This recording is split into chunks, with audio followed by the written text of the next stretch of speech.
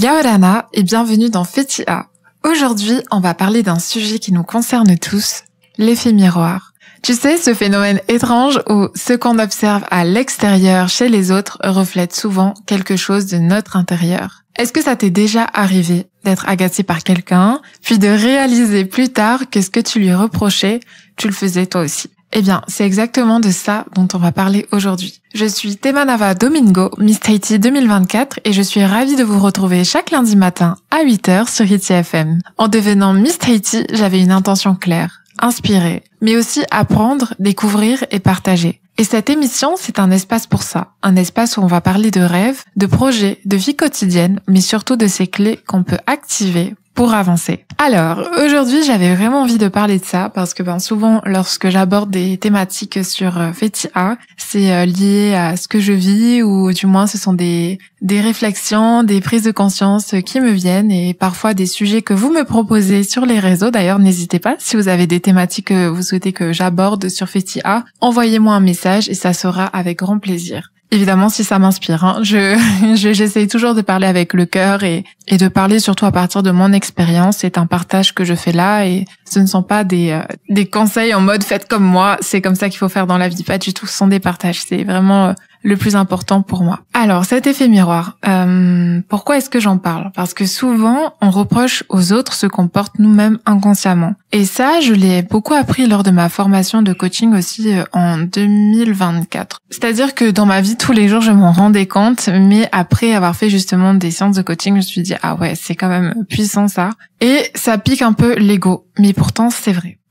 Par exemple, là, ces derniers temps, il y a une personne dans mon entourage, justement, à qui je reprochais, entre guillemets, de ne pas demander d'aide, de vouloir tout gérer seul, de ne pas oser créer tel projet et tout. Et en fait, et je reprochais, mais c'est plus que, en fait, j'étais tellement mal pour cette personne parce que elle compte pour moi et j'avais envie que elle puisse enfin vivre, sa vie. Et en réfléchissant, je me suis aperçue que moi, je faisais pareil. Et que je projetais mes propres limites et que je le voyais chez cette personne mais parce que de mon côté aussi ça se passait. Et peut-être que c'est le cas aussi de cette personne, mais ça me touche davantage. Peut-être que moi ça me touche, mais peut-être que ça touchera moins une amie ou un ami ou une cousine ou un cousin, enfin peu importe, mais moi ça me touche parce que je le vois et parce qu'en fait cette situation se trouve aussi dans ma propre vie. Et en fait ça m'a fait sourire parce que je me suis dit mais il faut que j'en parle sur Fetia parce que je pense que je suis pas, évidemment, je ne suis pas la seule à vivre ce genre de situation, mais aussi parce que je pense que c'est vraiment une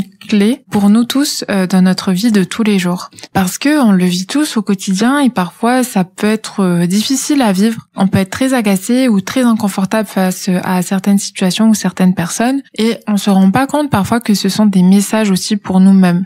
C'est difficile à accepter parce que ça nous oblige à nous regarder honnêtement, à nous regarder avec sincérité. Et ça, c'est pas du tout confortable. C'est tellement plus facile de pointer du doigt à l'extérieur que de se demander qu'est-ce que ça dit de moi. En plus, ça fait mal parce que ça vient réveiller nos blessures, nos manques, nos besoins d'attention ou de reconnaissance. Et c'est normal, évidemment, parce qu'on a tous notre sensibilité, on a tous notre histoire, notre chemin. Et j'ai envie de dire, là, le but, ce n'est pas du tout de se culpabiliser par rapport à ça, c'est juste d'en prendre conscience, de enfin se dire ok, en fait peut-être que le jugement que j'ai envers cette personne, c'est peut-être un jugement que j'ai envers moi-même, peut-être que ce que je recherche chez cette personne, c'est quelque chose que je recherche moi-même de mon côté. Et en fait, je me suis dit ok, mais comment est-ce qu'on peut faire justement dans des situations comme celle-ci? Et puis je pense que une chose qui peut être pas mal déjà, c'est de se poser les bonnes questions. Quand une situation ou une personne t'agace profondément ou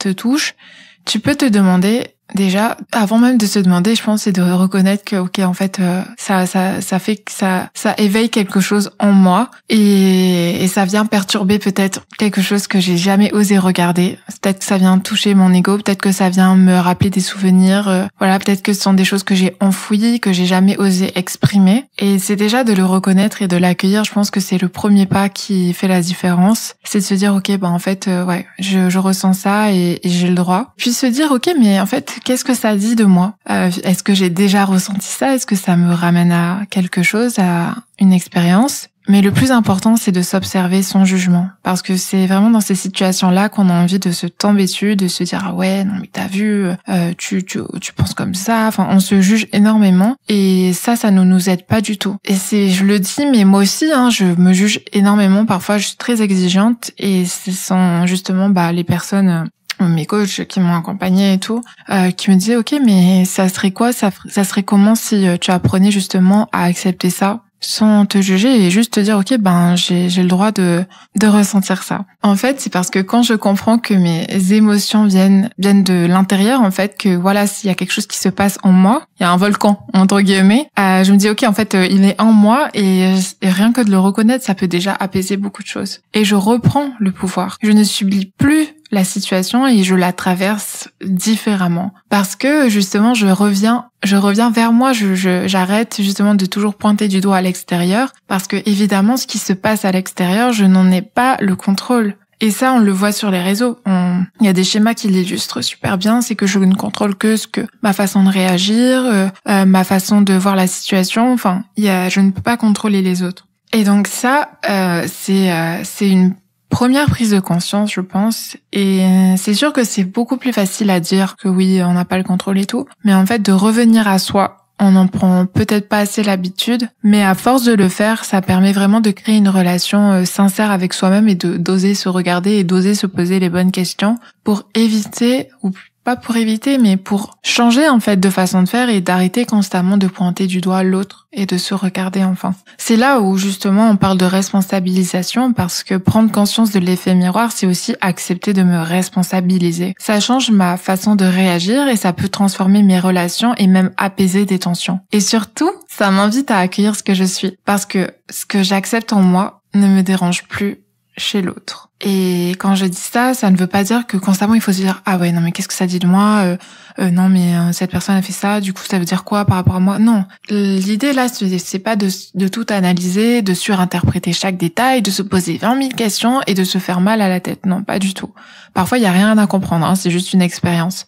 Mais c'est en fait vraiment quand ça me touche et que ça me fait quelque chose, je me dis, ok, qu'est-ce que ça vient me dire en fait par rapport à moi? C'est vraiment de ressentir ça, et plutôt que de passer son temps à nourrir justement cet agacement, cet énervement par rapport à l'autre, c'est de se dire, ok, mais en fait moi j'ai besoin de quoi là? Est-ce que j'ai besoin de reconnaissance? Est-ce que j'ai besoin qu'on me rassure? Est-ce que j'ai besoin moi aussi de passer à l'action? Enfin voilà, c'est vraiment de se poser des bonnes questions. Évidemment, le miroir, ça peut parfois nous ramener à des parts de nous qu'on n'ose pas regarder et avec lesquelles nous ne sommes pas à l'aise. Mais il y a aussi cet effet positif, c'est-à-dire que ce n'est pas toujours désagréable. C'est aussi présent dans ceux qui nous inspirent. Moi, je sais que quand j'admire quelqu'un, mais vraiment d'une telle force, c'est peut-être une qualité ou peut-être quelque chose que je porte déjà en moi, mais que je n'ose pas encore incarner pleinement. Et ça aussi, c'est en tout cas quelque chose qui me fait sourire à chaque fois. C'est parce que je me dis, ah waouh, mais qu'est-ce que cette personne m'impressionne. J'aimerais vraiment réussir moi aussi à agir de cette façon, à créer ça et tout.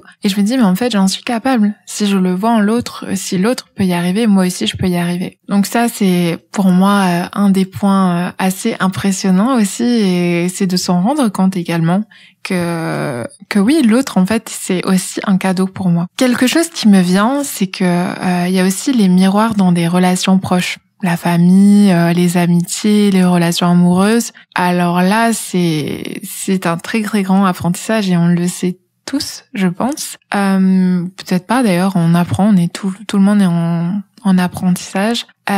Mais comme le lien est fort et souvent les émotions sont amplifiées, enfin voilà, tout est amplifié et les conflits ne viennent pas des différences. Je pense que parfois ça peut aussi surtout venir des ressemblances, mais qu'on refuse de voir. Dans ma propre vie, par exemple, il m'est arrivé de trouver quelqu'un beaucoup trop contrôlant, ça m'agaçait, ça me crispait et c'était désagréable et vraiment je disais mais non, mais c'est pas possible et tout. Et avec le recul, j'ai compris que ça a réveillé aussi une part de moi que je n'acceptais pas. Et en fait, quand tu reconnais ça, quand toi tu reviens à toi et que tu te dis ah ouais, en fait finalement qu'est-ce qui se passe en moi, et quand j'ai pris le temps justement de me poser par rapport à ça, la relation, comme par magie, est devenue beaucoup plus légère et plus apaisée. Parce que en fait, j'étais moins en train de pointer du doigt à l'autre. J'étais moins en train de nourrir justement cet agacement par rapport à l'autre. C'est vraiment quelque chose de magique, et parce que je t'invite vraiment à l'essayer de ton côté. Et imaginons, voilà, tu rencontres quelqu'un ou dans ta famille, il y a quelqu'un qui t'insupporte par rapport à quelque chose.